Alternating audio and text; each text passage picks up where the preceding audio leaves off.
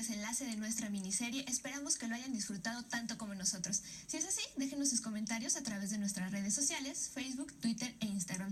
Nosotros, como se los comentaba al principio del capítulo, vamos a platicar con el psicoanalista y profesor de la Facultad de Ciencias Políticas y Sociales de la UNAM, Mauricio Porras, a quien nuevamente le agradezco que nos acompañe el día de hoy. No, pues gracias a ustedes por la invitación, un honor estar aquí siempre. Maestro, pues vamos a empezar esta conversación hablando acerca de este personaje, nuestra protagonista, la institutriz, la señorita O. Wow, pues qué encantador personaje, ¿no? Es así, podemos encontrarle como varias variantes, porque es todo un amor en ciertos momentos, ¿no? Me llama la atención cómo nos dan información poco a poco, ¿no? De una manera muy dulce, ¿no? ¿Quién es ella? ¿Cómo llega? Primero la encontramos como muy exasperada con estas 40 y tantas horas de viaje, ¿no? Sufriendo y llegando a una casa que no conoce, con un idioma que no conoce, aunque es experta en otros, ¿no?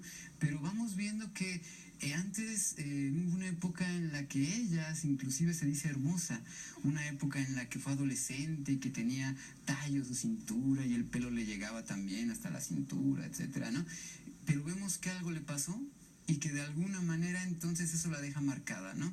Y es algo que también nos platican mucho en la película, que es que de ahí parece que viene su afinidad por estos papeles plateados llenos de chocolates, en donde sus cajas y maletas están llenas de chocolates y deja esos inmensos botes de basura igual de enormes que ella, ¿no? Pero tiene una parte así muy, muy interesante, porque es una linda histérica, ¿no? Y de alguna manera me hace recordar inclusive, ¿no? Insisto, ¿no? Los dramas de Libertad Lamarque, ¿no? Por acá Sara García, ¿no? Desbordándose cuando no se cumplen sus caprichos, ¿no? De ella tiene que ser la institutriz, ella tiene que ser la que cuida a los niños, ella tiene que ser la que ama a los niños, ¿no? Hay veces que se pone a competir hasta con los padres, ¿no? Y cuando llegan entonces otros profesores que pueden aportar algo, inclusive, ¿no? El padre muchas veces dice, bueno, es que hablemos hasta de los literatos rusos, ¿no? Ok, usted sabe de los franceses, quizá de los ingleses, pero vamos a poner otros acá, ¿no? Que hablen de nuestra tierra, ¿no? De nuestra nación. Qué mejor que pues, él que formaba parte del gobierno, ¿no? Sentirse orgulloso de Rusia. Y los desplantes que hace, los desmayos que tiene, ¿no? Tienen que llamar al doctor a cada rato. Y me llama la atención porque la aprecian tanto como si formara parte de la familia. Otra, ¿no? De alguna manera, algún empleado que estuviera en casa y hiciera estos desplantes, pues se le decía, pues muchas gracias, con permiso, ¿no? Ahí te ves. Pero de alguna forma aquí lo interesante es la capturan, la quieren en casa. Y yo creo que muchas veces no se va sobre todo por el cariño que le tienen los niños. Muchas veces no la corren porque los hijos la quieren muchísimo.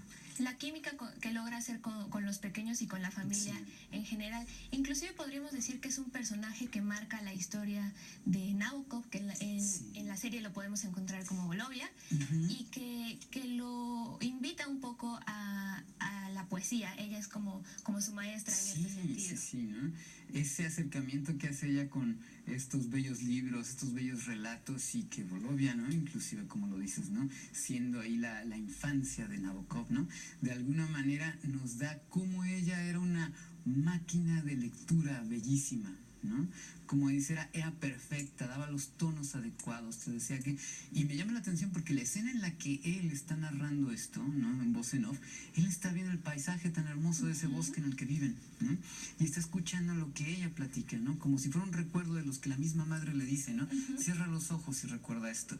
Y efectivamente, ella es ese pretexto que lo lleva a él, como diría hasta Neruda, ¿no? A encontrarse con la poesía, ¿no? A encontrarse con esas letras de las que después va a utilizar inclusive él contando sus anécdotas de amor, ¿no?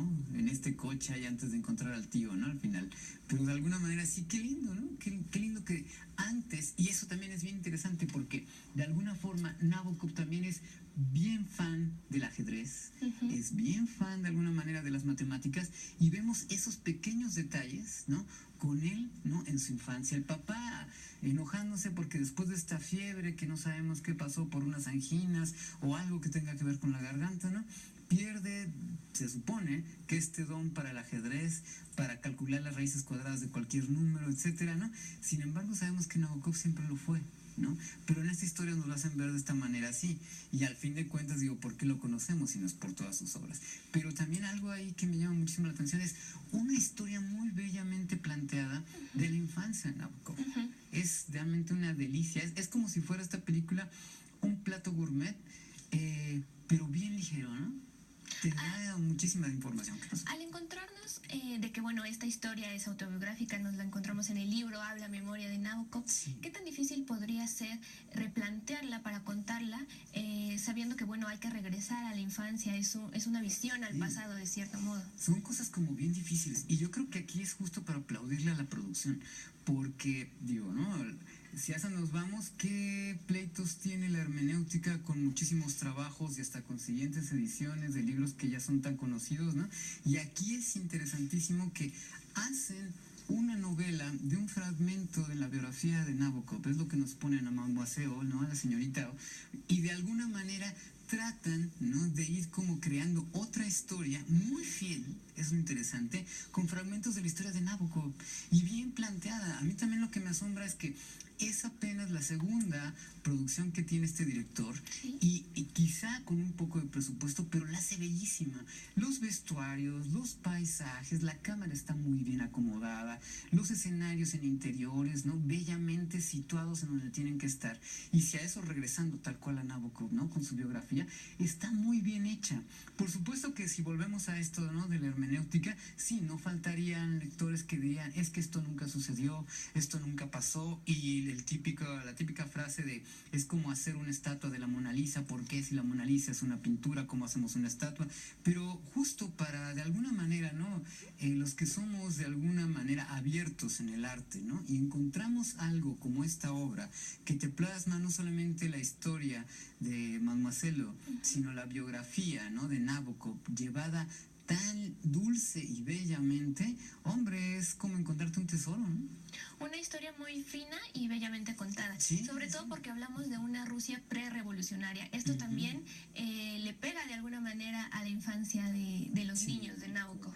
Sí, por supuesto, y yo creo que también entre lo que es la biografía de él y la manera en la que van transcurriendo estas dos formas de narrar, ¿no?, lo que es la situación de la Revolución Rusa, ¿no?, el origen, qué conflictos hay en su casa, y sin embargo el amor que les dan en su casa, esta apertura que tienen también los padres de ser como más liberales, más abiertos a nuevas ideas, ¿no?, que también hay como una contradicción en cierto momento, ¿no?, porque es, no mates a esta ave que es tan bella, pero sí permítete tener una colección de mariposas, ¿no? Y es ahí como algo que tendríamos que buscar más en su biografía. Sin embargo, sí, son dos temas que de alguna forma conviven y siento que están muy bellamente narrados. No se contraponen uno con el otro. No hay un momento en que uno sea como más importante y el otro vaya en segundo, ¿no? Tan así que inclusive la forma tan sutil de decirnos que el chofer del carruaje es el gran traidor que está dándole las noticias, ¿no?, a la contraparte política en la que el papá está, ¿no? ¿Será por este contexto social que encontramos esta referencia de miedo en prácticamente todos los personajes? La mamá asustada, el papá perseguido y los niños que también no logran a lo mejor tener un descanso reparador por lo mismo. Esa pregunta sí es como muy interesante porque encuentran un momento en el que hasta salir a la banqueta es peligroso.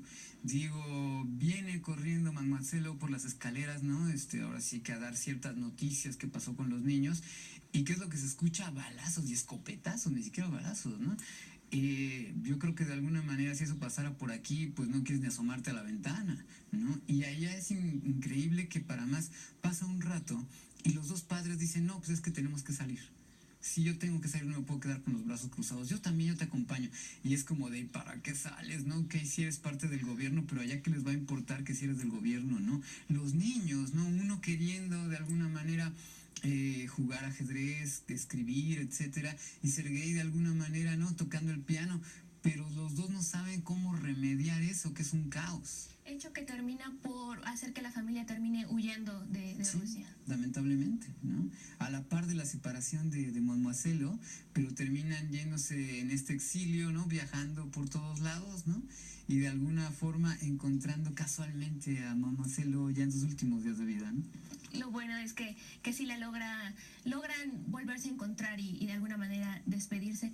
Profesor, sí. A manera de conclusión, ¿cuál sería el mensaje que nos deja esta historia?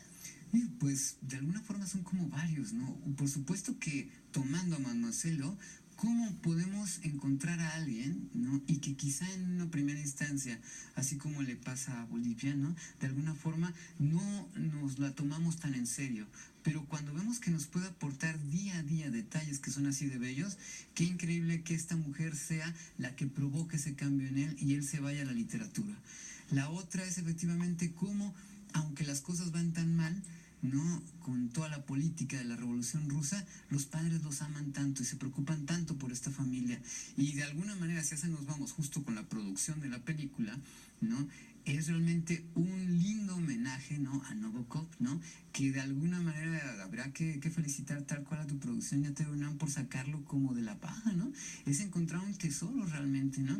Es un hombre tan importante, tanto en la literatura como en la cinematografía, en los trabajos audiovisuales. No hay momento en que no hablemos de él, gracias a Lolita y sus producciones con Kubrick y demás cosas, ¿no? Y de alguna manera esto que nos habla de su infancia, que estuviera por no sé dónde y estemos ahora hablando de él, hombre, es un tesoro. Una historia que nos acerca de alguna forma a la infancia y a esta otra perspectiva de Nabokov que a lo mejor no conocemos. Sí. Tenemos que terminar la entrevista, profesor. Yo le agradezco muchísimo que nos haya acompañado una vez más. Estar acá. Muchísimas gracias y esperamos contar con su presencia en próximas ocasiones. Y muchísimas gracias a ustedes también por acompañarnos. Yo les invito a que sigan disfrutando de más capítulos que nos ofrecen las series internacionales y que nos sigan a través de nuestras redes sociales. Yo soy Viridiana Mondragón, muchas gracias por acompañarnos y nos vemos en la próxima.